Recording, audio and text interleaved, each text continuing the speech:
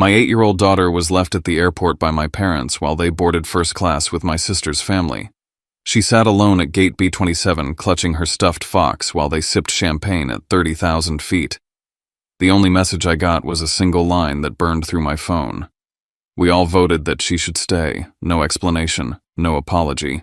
Just a decision they made without me about my child. I didn't scream. I didn't chase their plane. I didn't even call back. But 7 days later I did something else. Something that made every mask they wore crumble, and their perfect little world started falling apart piece by piece. And it all began with that one message they thought I'd swallow in silence. Before I tell you everything, I'd love to know you're here with me. Just say hi in the comments or tell me where you're watching from. I truly love seeing how far a story can travel. It reminds me I'm not alone in this. Thank you. And now, let me tell you everything. And if you want to follow the rest of my journey, mine and my daughter's, you can subscribe. Stories like ours, they matter more when someone listens. My name is Arlo, and this is what happened to us. 8 days ago, I watched my 8-year-old daughter walk through the security checkpoint at Denver International Airport with my parents and my sister's family. I told myself she was safe, that family wouldn't let anything bad happen to her. 7 days later, I was the one who tore their world apart, not with shouting, but with clarity I should have found years ago. Tonight, June is asleep in her room, her little fox plush tucked under her arm. The apartment is quiet, except for the hum of the fridge and the faint buzz of the ceiling light. My phone lies face up on the table. The screen still shows the text that changed everything. We all voted that she should stay. I didn't know it then, but everything began unraveling the moment I read those words. That morning, the apartment smelled like toast and the vanilla shampoo June always uses. She sat at the kitchen counter, swinging her legs, her backpack already zipped. I made sure everything was inside her headphones, her sketchbook, the pencils she likes to sort by color, and the fox plush she refuses to leave behind. She was buzzing with excitement, talking fast about dolphins and beaches, and how she hoped the hotel pool had those fountains that spray upward. I tried to smile through the knot in my chest. I couldn't take time off. My team at the software firm was wrestling with a brutal deadline. June didn't need to know that, so I kept my voice light. You're going to have the best trip ever. She paused, suddenly serious. Next time you'll come with me. Right, I nodded. Yeah, next time. But the truth was, I didn't know when next time would ever be. Maybe that was the first crack in everything, me pretending everything was fine when it wasn't. The airport was its usual chaos, rolling suitcases, thumping on tile, coffee brewing somewhere close, kids' crying voices echoing under high ceilings. I spotted my parents easily. Lorraine wore a bright floral scarf like she wanted the whole terminal to see her, and Malcolm stood beside her like a shadow. Sarah and her husband Beck were arguing about whether their carry-ons were technically the right size. Lorraine gave June the sort of hug you give a coworker you barely know, then immediately launched into how first class was the only civilized way to travel. Sarah complained about ticket prices for the 14th time, even though she hadn't paid a dime. I knew because I had flights, hotel, even the matching t-shirts Sarah insisted on so the family looks coordinated in the photos. No one asked June if she was nervous. No one asked if she was excited. They asked which bag had the sunscreen and whether the resort had cabanas with drink service. Then Sarah made a joke, half teasing, half sharp. If June acts up, it's on you, Arlo. You raised her. Everyone laughed. I forced a smile and swallowed everything I wanted to say. At the security line, June wrapped her arms around me so tight I felt her heartbeat against mine. She pulled a folded drawing from her backpack, a half-finished picture of a fox wearing a tiny backpack. Hold this for me, okay? Of course, I said, even though something about the moment felt wrong. Out of place. Like the air shifted. I stood behind the glass barrier watching her walk through the checkpoint, her small hand in Lorraine's. She turned back, waved the fox plush peeking from her bag like it was watching me too. I told myself she was fine. I told myself they wouldn't hurt her. I told myself lies I'd been trained to believe since childhood. At work, everything felt strangely distant. The sprint board, the diagrams, the product manager droning through numbers. I showed Maya the picture my mom texted of June at the gate, one missing tooth, thumbs up the whole thing. Maya's smile faltered a little as she handed the phone back. You trust them? I shrugged it off. It's just a trip. Arlo, she started, but I cut her off with a joke. That was my way, deflect first, feel later. In the middle of the meeting, my phone buzzed. A single text from my mother. We all voted that she should stay. No photo, no context, no emoji, just that. I exhaled through my nose, assuming it was another one of their family humor moments, the kind that always made me uneasy. I flipped my phone face down and forced myself back into the conversation, but a small cold seed lodged itself under my ribs. Hours later, the office lights turned honey-colored and people trickled out with goodbyes. I stayed behind, pretending to polish off code, rereading that text over and over. The longer I stared at it, the less it looked like a joke. Down in the garage, sitting in the cold stillness of my car, I finally dialed my parents. I wanted to hear June's voice, just a minute, a quick goodnight. But the background wasn't quiet.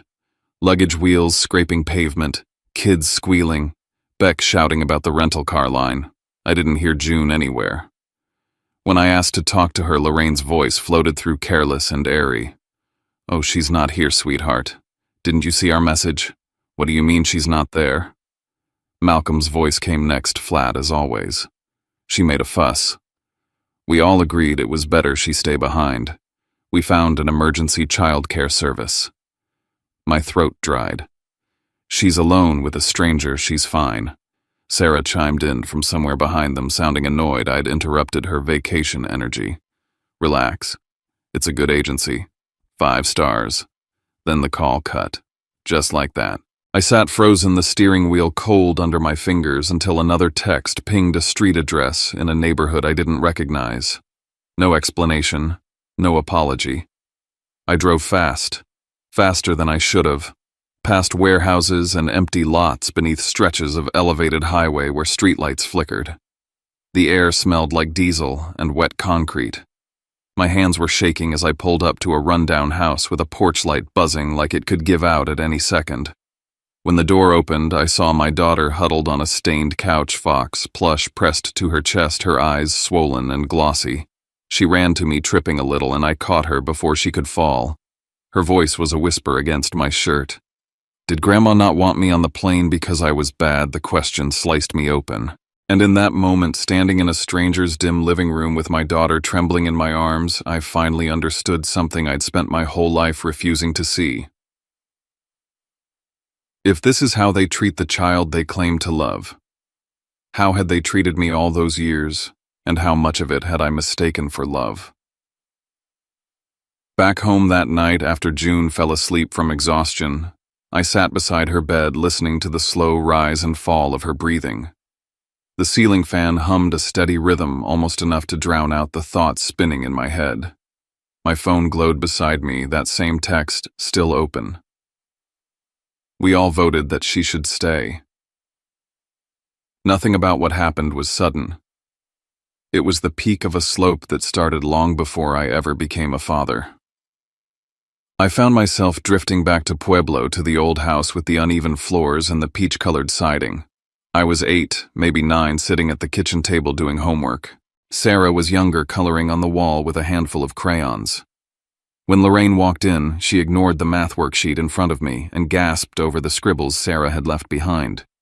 Look at her imagination, she said, smiling like Sarah had painted a mural instead of vandalizing drywall. Then she turned to me. Why didn't you stop her? You're the older one. I remember sitting there stunned, trying to understand why I was being punished for not preventing a crime I didn't commit. That was the first unspoken rule I learned. Peace in the family came at the cost of my silence. Years later, when I went off to college, nothing changed except the scenery. I survived on scholarships and late-night shifts at a diner. My phone would buzz with messages from Sarah about how she was finding herself academically, then socially, then spiritually, whichever version justified needing money. Please, Arlo. You're the only one I can count on. Every time Lorraine backed her up. She's sensitive. You're strong. She needs you. And every time I told myself I was being a good brother. After graduation, when I bought the Aurora house as a practical investment, Sarah called crying. We got kicked out. Just for a few months, I promise. I signed a simple lease, lowered the rent to something I knew they could pay, tried to set boundaries.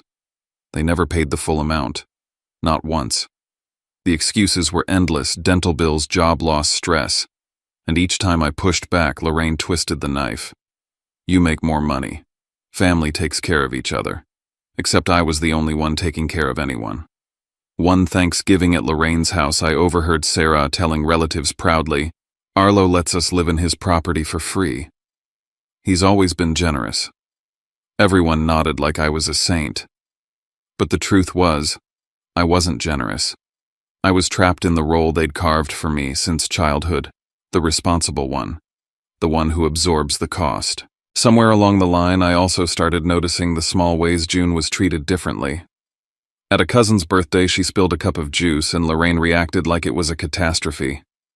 2 minutes later, Sarah's son knocked over a ceramic bowl, and everyone laughed about kids being kids. Lorraine bought expensive science kits for Sarah's children and gave June dollar store notebooks saying little girls don't need fancy things. I convinced myself I was imagining it. Until the airport proved I wasn't. Even Maya had tried to warn me. One evening after work, as we sat with coffee outside a cafe downtown, I mentioned helping Sarah with rent again. Maya looked at me not unkindly and asked, Are you helping your family, or are you their safety net because it's easier than saying no? I laughed it off. I didn't want to see the truth then.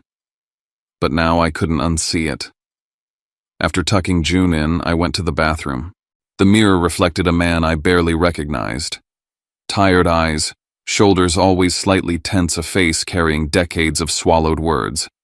I realized I'd taught myself to exist around my family's expectations the way vines grow around a fence, tightly, obediently, and without room to breathe. Then I walked past June's room again. Her fox plush lay beside her, one little arm sticking out from the blanket as if reaching for something. And it hit me with the force of a car crash. If I stayed silent, now I'd be teaching her the same lesson I learned, that her comfort didn't matter. Her voice didn't matter, that adults could do whatever they wanted as long as they called it family. I couldn't let that be her inheritance.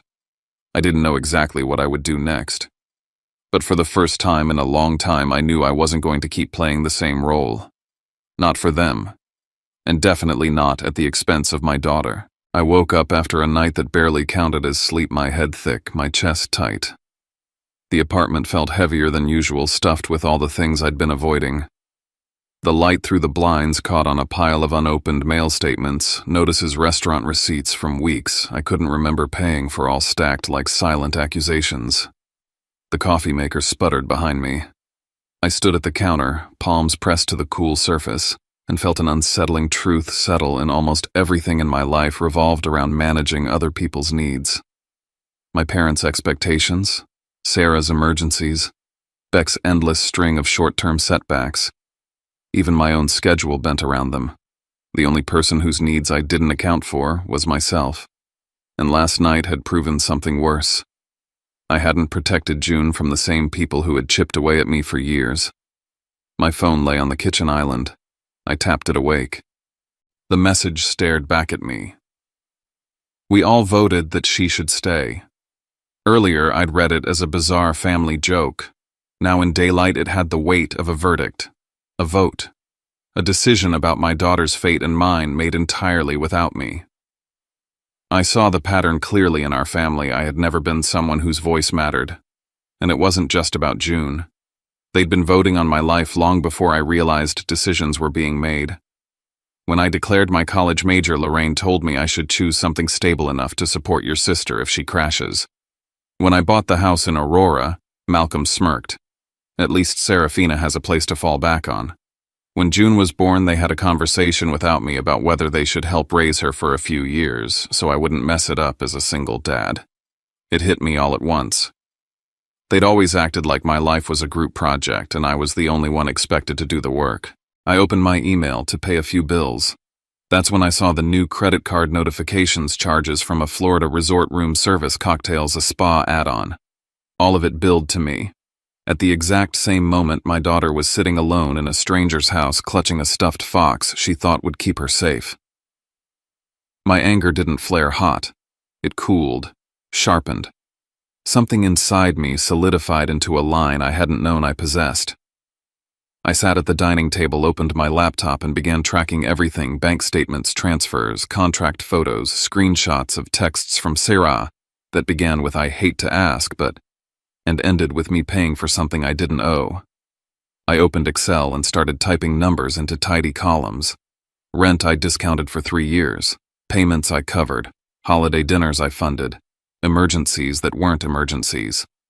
And then the Florida trip, the trip where they left June behind but still used my card to celebrate their vacation. When the total appeared at the bottom of the sheet, I froze. The number wasn't just high, it was humiliating. Not because of the money, but because it represented years of believing this was normal, believing that love required endurance, believing that silence was the cost of belonging. A thought surfaced. If a stranger had done this to me and my daughter, I would have filed a report without hesitation. So why did I give my family a level of forgiveness I wouldn't give anyone else? I scrolled through my contacts until I found a name I only vaguely remembered: Callum Price. I'd met him once at a barbecue with my old co-worker Jason. Jason had introduced him as a lawyer who can turn a handshake into a contract and a contract into a judgment. My finger hovered over the call button. I hesitated only a second before pressing it. "Callum Price," he answered, clipped and neutral. I need help," I said. "I need someone to make 5 years of family debt into something they can't keep pretending is free." There was a pause. "Come by my office this afternoon. Bring everything." After we hung up, I walked to June's room. She sat on the floor, coloring a fox wearing a tiny backpack. She'd added a little trail beneath its feet, a path leading somewhere unknown. "Where's it going?" I asked. She didn't look up. Someplace people don't leave it behind. Her voice was small, steady. My decision snapped into place. I didn't need to shout. I didn't need to fight. I just needed to choose us. The chapter of being the responsible son was closing. What came next was something I never learned growing up: how to protect myself and the person who depended on me most. Callum's office was a clean glass and steel kind of place, the kind where the air feels colder because the walls reflect everything back at you. I sat across from him with a folder thick enough to be a memoir of all my compromises. He flipped through documents without expression: lease agreements, bank transfers, screenshots of Sarah's texts, the Florida itinerary. The childcare invoice from the night June was left behind. He didn't ask about feelings. He asked about dates, totals, signatures. When I finished explaining, he tapped the folder shut with a single finger. "You don't have a family problem," he said. "You have a financial pattern disguised as loyalty." He slid a blank legal template toward me. "We'll start with a demand letter. You'll give me the numbers. I'll make sure they can't ignore them." At home that night, after June fell asleep on the couch, I opened my laptop. The cursor blinked on a blank email draft titled, "Outstanding Balances, Vance, Rowan." I typed each line carefully. Reduced rent for 36 months, emergency funds, vacation expenses, childcare fees. Then I attached the proof. Every receipt, every transfer, every screenshot. I added the credit card charge I discovered that morning: Sarah's accidental payment on her personal card using mine. When the letter was complete, I hovered over send. This wasn't a simple email. It was a line in the sand. It meant accepting that the version of family I'd been clinging to might not exist. I thought about June curled up in her blanket, about her question in that stranger's living room. Was I bad? Is that why Grandma left me? If I didn't set a boundary now, then I would be teaching her that what happened to her was acceptable. I clicked send. The sound was louder than it should have been, final, almost violent in its honesty. I copied everyone: my parents, Sarah, Beck, and Callum. The silence afterward felt like the moment after pulling a fire alarm, when everything is still right before the chaos begins. The chaos arrived the next evening. June and I had just sat down to dinner when my phone buzzed with a video call from my family. I answered. Their faces filled the screen, turquoise pool water behind them, plastic cups with umbrellas, sunlight too bright for the conversation they were about to start. Lorraine didn't bother softening her voice. What is this nonsense you sent? Are you trying to humiliate your parents? Sarah erupted into laughter. A bill. Seriously. Arlo, this is pathetic, Beck added. Man, you tech guys really think everything is about money. I kept my voice even. Those numbers represent years of me covering for all of you. I'm done pretending that's normal. Lorraine scoffed. Family doesn't keep score. Family, I said, doesn't abandon an 8-year-old at an airport and go drink cocktails with her father's credit card. The screen went quiet. Even the wind seemed to stop on their end. Then Lorraine tried again, voice sharp. Don't use that child against us. I didn't raise my voice. You used her first. I ended the call before they could twist anything further. Seconds later, my phone exploded with messages. Lorraine claiming she was worried about my mental state. Sarah warning I'd regret being cold-hearted. Malcolm asking to talk like adults. I didn't respond. I forwarded all of it to Callum. His reply was short. Good. Don't answer anything. Let them talk themselves into a corner. Later that night, June fell asleep against my shoulder while coloring a fox wearing a tiny hat. My phone vibrated non-stop beside us, lighting up the room with messages I refused to read. I set it to silent and turned it face down. For the first time, silence didn't feel like surrender. It felt like control, quiet, unfamiliar, and strangely peaceful. I held June a little tighter. The storm had started and I didn't know where it would end. But I knew one thing for sure, I wasn't the person they'd always counted on me to be. Not anymore. The next morning, my phone was vibrating non-stop before I even opened my eyes. Notifications stacked across the screen like an alarm I couldn't silence. I blinked at the bright icons until one caught my attention, a tag from Sarah. She'd posted a photo of a cocktail held up to the Florida sun, the caption curling underneath it. Money changes people, but I'm proud to still have a heart. Lorraine commented beneath it. So proud of my girl for staying graceful through pain. Graceful. Pain. They were lounging at a resort using my money while implying I'd somehow betrayed them. Within minutes, cousins and aunts were messaging me, asking why I was taking my own family to court. Not one of them knew the part that mattered, the part that had nearly crushed June. I opened the extended family group chat. The scroll was a wall of self-righteous outrage. He's always been ungrateful. How could he do this to his mother? Imagine suing your own blood. My name was being dragged through the dirt by people who hadn't even asked what happened.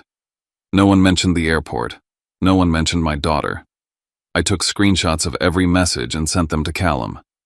Minutes later at work, Maya stopped by my desk. You look like hell, she said plainly. What did they do now? Something in me unraveled. I told her everything, how June had been left behind, how they'd blamed her, how the debt had piled up over years, how they were now painting themselves as victims. Maya didn't respond right away. She folded her arms and looked at me like she was assessing a wound. If this were one of my clients, she said finally, I'd tell them to push until the other side breaks. But because these people are your family, I'm only going to ask you one question. She leaned in. Do you want to keep getting cut slowly with a spoon, or take one clean hit and be done bleeding? I sat there feeling the weight of that. For the first time, someone wasn't telling me to be patient or be forgiving. Someone was asking what I wanted. Before I could answer, my phone rang. It was an unfamiliar number, June's school. It was Ms. Harris, her homeroom teacher. She wanted to talk privately. She said June had been anxious all day, avoiding conversations whenever other kids mentioned grandparents. Then she paused before telling me the part that made my stomach drop. She asked me, Ms. Harris said softly, if adults are allowed to leave kids behind when they're bad. Hearing that from someone else, a teacher, someone who didn't know the context, was different. June had internalized the blame so quickly, so deeply, that she thought abandonment was a punishment she'd earned. That's what my family had done to her. Not just fear, shame. When I hung up, my hands were shaking, but not from anger, from resolve. If I let this slide for the sake of peace, then I'd be teaching her the same lie I grew up with, that family can hurt you because they love you. My phone buzzed again. Callum. He wanted me in his office.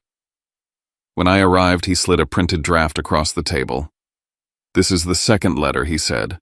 It was more formal, more precise, a line-by-line breakdown of unpaid rent, copies of transfers tied to false emergencies, proof of charges placed on my card without consent, documentation of the Florida trip, and at the bottom a citation of the statute relating to child endangerment and abandonment. Callum tapped the page. "If they want to settle this privately, they'll pay. If they keep smearing you publicly, or if they continue refusing, we can escalate. But that path involves child welfare officials. You need to think carefully about whether that's a door you want to open." The implication was clear. The situation had reached territory I never imagined. Not family drama, not arguments, consequences. I stared at the paper. "I want the debt acknowledged," I said quietly. "I want the boundaries set. But I don't want June pulled into interviews or hearings. She's 8. Callum nodded. "Then we draft it this way, strong enough to show we can escalate, soft enough to keep her out unless they force our hand." It felt like walking a tightrope stretched between two cliffs, protecting my child on one side, protecting my sanity on the other. That night we sent the second letter by email and certified mail. The next morning everything went eerily silent. Sarah's post vanished. Lorraine replaced hers with a vague message. "Every family faces storms, but love will win." My phone, once buzzing with accusations, now sat still. Silence used to mean I'd done something wrong. Now it felt like the other side realizing for the first time that they couldn't bully me back into place. 3 days later, the tracking notification arrived. The letter had been signed for by Lorraine. They were back in Colorado now, and I knew the next move wouldn't be through screens. It would come to my door. Saturday morning, June and I were halfway through breakfast when the doorbell rang 3 sharp, insistent chimes, the kind that announced not a visitor but a confrontation. I looked through the peephole. Lorraine, Malcolm, Sarah, Beck, all dressed like they'd rehearsed this. A united front. "Go to your room, June," I said quietly. "Play your music. Close the door." She obeyed, worry in her eyes. I opened the door just an inch, blocking the frame with my body. "Sweetheart," Lorraine said, in a voice coated with sugar. "Can we come inside? The neighbors don't need to see family disagreements." "We'll talk here," I said. Malcolm inhaled deeply. "You're embarrassing us. Let us in." Sarah raised her phone recording. Beck crossed his arms behind her like backup. I understood immediately if they couldn't win privately, they'd try to win the public narrative. "You want to pretend this is your house?" Sarah asked. "Let's show everyone how you treat your family." I ignored her. Lorraine pressed forward. "You're angry about the airport. Fine, but dragging money into this, punishing all of us, that's not love." I met her eyes. Leaving my daughter at the airport wasn't love. Sarah scoffed loudly. "Stop making June an excuse. You're turning her against us. I'm teaching her what safe people look like," I said. "And right now you're not on that list." Their faces tightened. Malcolm stepped in. It was a misunderstanding. A small one. If it had been Sarah's kids left behind, I asked, "Would you call it small?" He didn't answer. Lorraine's voice cracked. "If you don't withdraw those letters, I'll consider you no longer my son." I'd heard variations of that threat all my life when I chose my major. When I moved out. When I couldn't pay Sarah's debts one particular month. When I said I was keeping June even though they wanted to help raise her. This time I felt nothing break inside me. I just said, "Maybe that's the most honest thing you've ever said to me." Sarah lowered her phone, unsure whether to keep recording. I continued. "My lawyer included everything. The lease you signed, the payments you missed, the Florida charges, the childcare invoice, and yes, the report of what you did to June." Lorraine's face drained.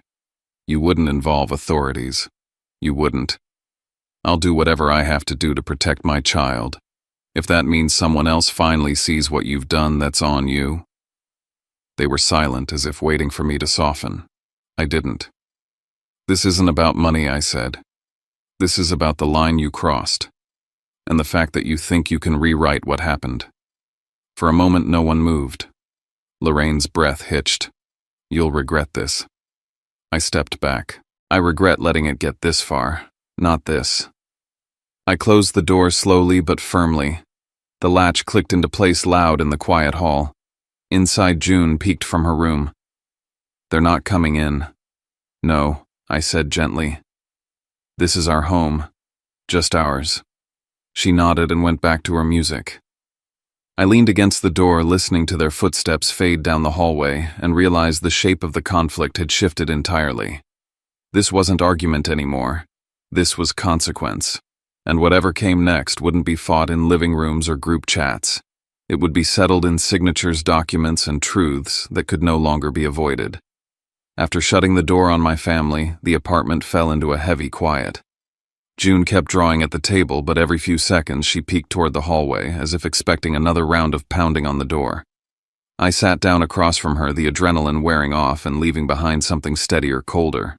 The fight wasn't over. It had simply changed shape. That night, Malcolm called. Alone, no Lorraine, no Sarah. He started with a sigh. "I get why you're upset, Arlo, but dragging lawyers into family matters, it never ends well. Maybe we can settle this among ourselves." I asked him one thing. "Do you know what June went through that day?" Silence. He didn't ask. He didn't even try. He only wanted me to ease the pressure so he wouldn't have to choose sides. That told me everything. A day later, I was back in Callum's office as he drafted the next letter. He read it aloud like a verdict, the exact debt, the deadline, the airport incident described in unembellished legal language. No anger. No drama. Just consequences. "This isn't a threat," Callum said. "It's clarity." That evening, Lorraine and Sarah started a group call. Lorraine opened with, "We'll pay part of what you claim. But the Florida stuff, the childcare." "Come on, Arlo. Families don't nickel and dime each other." Sarah played the victim, tears already in her voice. "You're ruining my reputation. At least delete the screenshots. You didn't have to save everything I ever said." I kept my voice calm. "I'm not negotiating feelings. Either we settle this properly with the full amount or the court handles it." Cornered, Sarah snapped. "Fine, I used your card. We didn't pay rent. And yeah, we left your kid at the airport. You survived." Her own mother gasped. "I didn't. I memorized every word."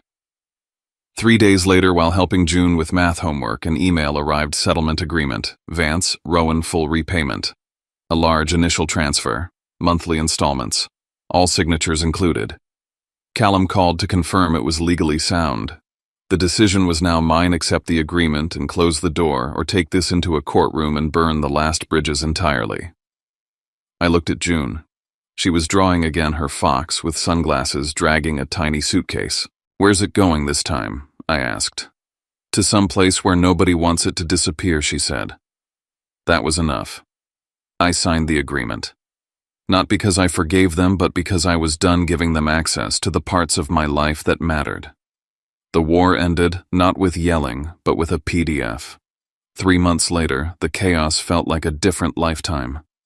Every month on the dot, I received the same email: family reimbursement installment received. No pleading, no guilt-tripping, no excuses. Just repayment, clean, quiet, overdue. Word came through extended family about how things were unfolding. Sarah now worked full-time at a dental clinic, standing behind a desk all day. Beck was driving delivery routes across the city. Lorraine stopped bragging about me at church. Malcolm slipped back into silence. Some relatives pieced the truth together. I didn't help them. The facts were already out there. Meanwhile, my life started to steady. The Aurora house had new tenants. Real tenants. They paid on time. The income let me cut back on overtime, which gave June and me something we hadn't had in a long time: evenings. We cooked dinner, took walks, drew our silly fox characters, and reclaimed the kind of peace that doesn't feel like the calm before a storm. One night, Malcolm sent an email, short-clipped. Things went farther than I expected. I didn't know the full situation at the airport. I hope someday you understand. No apology. Just self-preservation dressed up as concern.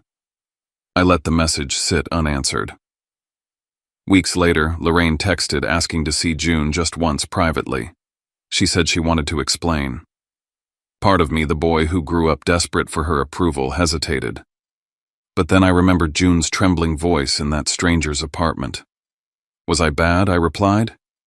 When she is old enough to choose for herself, she can decide. My job right now is keeping her safe. That door stayed closed. One warm evening, June and I sat on the porch watching airplanes blink across the sky. She held up a new drawing.